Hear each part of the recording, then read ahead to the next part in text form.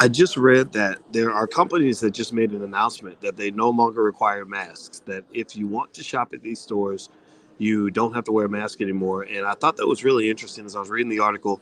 There are some interesting political and economic dynamics at play.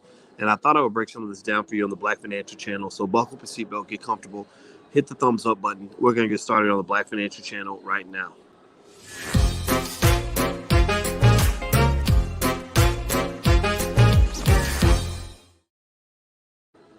Hey, what's going on, guys? My name is Dr. Boyce Watkins. I'm your friendly neighborhood finance professor. Welcome to the Black Financial Channel. That's theblackfinancialchannel.com, where we cover financial news and commentary every single day, and we do it from a Black perspective. We put the Black community first at the top of our priority list. If you agree with that philosophy, put a hashtag B and the number one in the chat.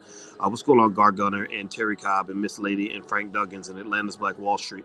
So here's what I wanted to talk to you guys about. It may seem like a strange topic, a little bit different from what we might normally discuss, but I thought it was worth exploring. It has to do with how companies are shifting their policies on who has to wear a mask and who doesn't. And I was really surprised by what I saw. I saw that first Trader Joe's just made an announcement saying that if you go to Trader Joe's, you don't have to wear a mask. And then I saw Walmart. This was the big one. This was the big kahuna to me. Walmart, the number one retailer in the country, has now said if you want to shop there, you do not have to wear a mask. Employees that work there do not have to wear a mask on one condition. One condition, you can probably guess what it is. I'll tell you if you can't. You have to have gotten the government shot, right? And y'all know what I'm talking about, the government shot. I don't use that word that starts with a V because that brings in the YouTube bots and they start thinking you're a conspiracy theorist. So I literally do not say that word, the V word, on this channel, but I will call it the government shot. And so here's what's interesting about this. This is why I even took the time to even talk about this today. And this won't be a long conversation. I hope you guys can forgive me. I'm literally standing in the lobby of a hotel and there's this stupid music in the background. And I hope that doesn't distract you from hearing me from what I have to say. So Gold Mine Advantage is asking, so what do you wear? An armband to prove that you got the shot? That's a good question, right? So I thought about that, right? And I read, they said, well, if you are vaccinated, you don't have to have a mask on, right? And I said, well, how are you going to know if people are vaccinated? And I remember the previous article I read where they said that they do not want their employees to have to be the vaccination police. They don't, or damn it, I said the V word. Now I'm going to attract these stupid YouTube bots. So I'm going to try to keep it above board so they don't try to block the channel. So I said, how are they going to check this, right? Well, here's what happened. What the company said is, this is going to make you laugh. They literally said, we're going to go on the honor system. They said, we're going to go on the honor system. I said, the honor system? You live in a country that ain't got no damn honor. Ain't nobody. Everybody's going to tell you what you want to hear. And I don't care. Now, I'm going to tell you straight up. I told you guys, I feel like we've overreacted on all ends. I feel like we overreacted about the dangers of catching the virus and dying from it. Less than 0.5% of Americans are going to be affected in a significant way. And you're talking about, that means you're talking about one out of every several hundred people, or one out of every 200 or 300 people. That's not 20% of the population. It's not 10%. It's not 2%. It's not 1%. It's like less than 0.5%. So it doesn't mean that it's not real. It just means that when you say a number like 500,000 or 700,000 people died or something, it sounds crazy. It sounds like, oh my God, everybody's dying. But no, I mean, there's probably 700,000 people who became millionaires last month. I don't know. I don't know what the exact number is, or maybe last year. I don't know what the exact number is, but it's not like you see millionaires every day all over the place. So it doesn't mean that it's not real. It just means that 700,000 only sounds like, or 500,000, whatever the number is, only sounds like a big number when you look at it by itself. Numbers have to have context. I'm saying this as a mathematician. If you don't have anything to compare it to, you don't know if that's a big number or a small number. So when media was working to scare the hell out of everybody, they did this interesting thing where they got people so scared that they can't get the economy restarted. Now people are still afraid to go to work. People are still afraid to go shopping. People are still afraid to go out. And there are some people who are going to be germaphobes for the rest of their life. There are children who are going to be freaking serial killers now because they spent a year and a half with no friends. There are people that are going to literally think that the number one threat to their existence is a virus when there are a million different things out here that can kill you. You go to Atlanta, go to Atlanta and start having sex with no condom, and see it, and then you'll see what other viruses are out here that you can catch. But we don't talk about that. We talk about one thing, and that's because it became very political. But I also think that the dangers of getting the shot are exaggerated too. I think anybody that's trying to convince me that you're going to die if you get the shot, I don't agree with that either. I don't think it's going to kill you. There are millions of people who got it. They're fine. I don't judge people who got the shot. And I don't judge people who didn't get the shot. I think that should be a right that people have. I don't think anybody should be forced to do anything. And I don't like it when you forcing me to do shit. Like, don't tell me what to do. That's it. Like, stop it. Stop trying to force me to do what you are doing. I'm not going to force you to do what I am doing. You don't force me to do what you're doing. I know you think that you're putting everyone in danger. No, you're not, because I just showed you that the odds of dying from that virus are extremely small, right? So stop it. Just stop it. If you want to be healthy, eat right, have a healthy immune system, work out, keep your immune system strong, and that helps you to fight off viruses. This is a proven fact. And the fact that nobody talks about this, the fact that the people telling you, the politicians and rappers and pastors that they're putting on TV to get you to go take a shot, the fact that they're doing this and not talking about healthy lifestyles, right there tells you how disingenuous it is. How disingenuous it is.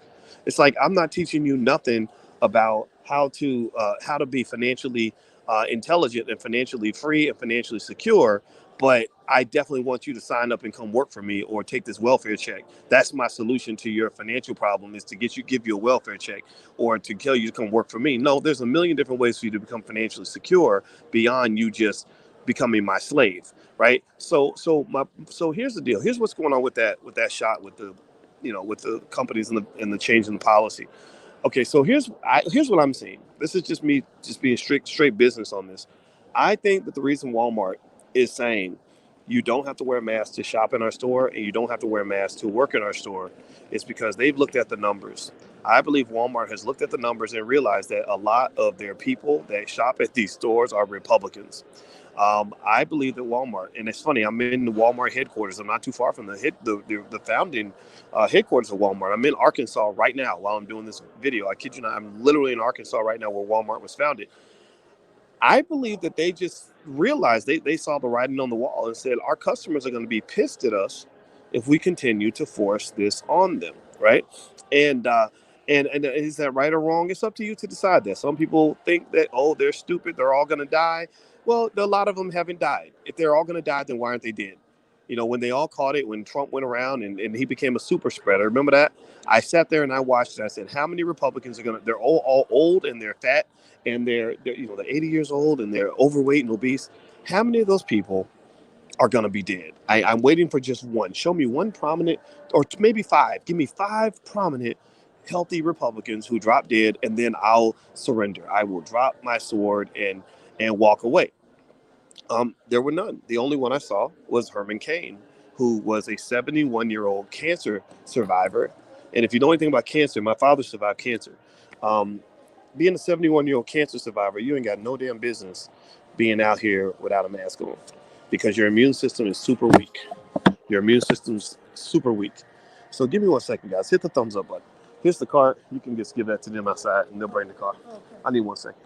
Okay. Sorry, that's my mother-in-law. So you gotta be nice to the mother-in-law, especially about to marry her daughter. So anyway, so here's what I want to kind of say in terms. So Walmart's reading the writing on the wall.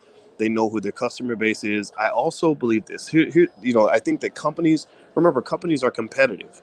And one thing that happened during the pandemic is that companies like Tesla and Amazon got ahead of the pack, not because they ignored the pandemic, but because they did not let the pandemic give them an excuse to freeze up. When companies get overly political and overly divisive in their politics, they start losing money. So Amazon and Tesla said, yo, look, we're going to clean our factories. We're going to give everybody hand sanitizer. We're going to make sure everybody's, as healthy as possible, but we're going to keep it moving. So as a result, Amazon accumulated hundreds of billions of dollars in income that did not go to companies that said, oh, Lord Jesus, we all going to die. We all going to sit still and lose money until it's over.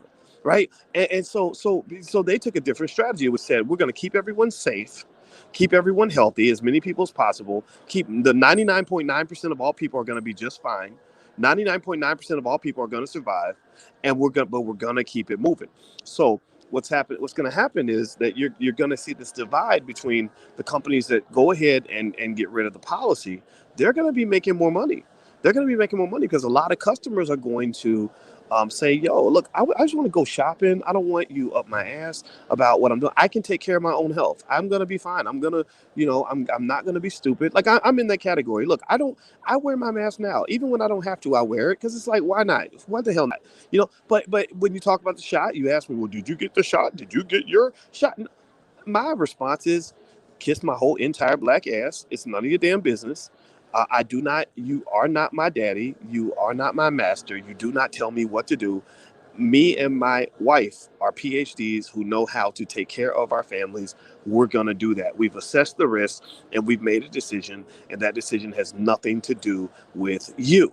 I think that's okay.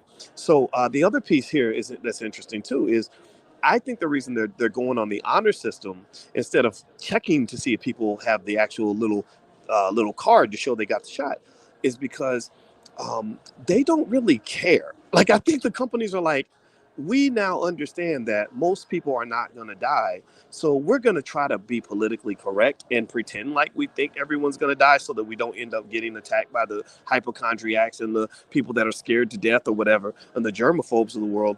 But we really don't give a shit. We're like, look, if you want to be healthy, then you choose to be healthy. Like we're the same company that's going to sell you donuts and fried chicken and all the things that you can eat that will kill you very quickly. And we can't control that either. We don't care about that either. If you want to eat donuts and fried chicken and ham hocks and kill yourself, then that's on you. You want to come in 400 pounds, ain't worked out in 5 years, ain't drank a glass of water since Dr. Sebi was alive. Well, then that's on you, right? That's your responsibility. That's your freedom to kill yourself if that's what you choose to do. So, and I'm sure that all the big, fat, obese, bloated, sick ass preachers that are in the churches telling people to get the government shot would agree, because they don't want nobody to take their fried chicken and macaroni and cheese out of their mouth, right? So to me, I think they're saying, look, if you have the freedom to do all of that, then you also have the freedom to choose whether or not you're going to get the government shot or not get the government shot. I think that's okay. I think they're doing this to compete for customers, and they're doing this to compete for employees. Right now, a lot of companies are fighting to get employees because everybody's scared to go to work. Millions of people cannot go to work. They are afraid they're not going to work for three reasons. One, they're mortified. They've been traumatized by the pandemic and all the media coverage. Two, they can't get childcare and the schools won't open, so they can't send the kids to school, so they can't work. Three, the unemployment plans from the Democrats are heavy. Like, I mean, they're dumping so much money out here that people are like, man, why would I go to work when I can get more money from unemployment? I'm not judging that. If you make the system work for you, then God bless you. I'm so happy for you. But that's what they're dealing with. So Walmart's saying, look, we're not going to put another constraint in a situation where employers and workers have all the advantage in their favor. The workers want freedom to choose. So if a worker wants to come to work and wear a mask all day, that's their right to do that. But if somebody says, hey, look, I'll take my chances, then that's okay. And I think that's fine. I like that policy. I think that's good. I don't like things that take away freedom, especially in a situation like this. Again, we've gone through the worst of the worst of this pandemic, and 99.9% of you are alive. So the people that have to be sad, I think, obviously, are the ones who were in that small percentage where, but bad things did happen. But 99.9% of you are still here. And that's something that we have to remember when we're talking about all the people that died. I agree. But we should also talk about all the people that lived. If you're going to talk about everybody who died, talk about everybody who lived, and make sure that there's quality of life and respect on both ends. Instead of thinking that everybody's going to be dead next week. That is not a healthy way to live. That was a huge mistake during this pandemic. We're going to have long-term damage done to people's to people's mindsets.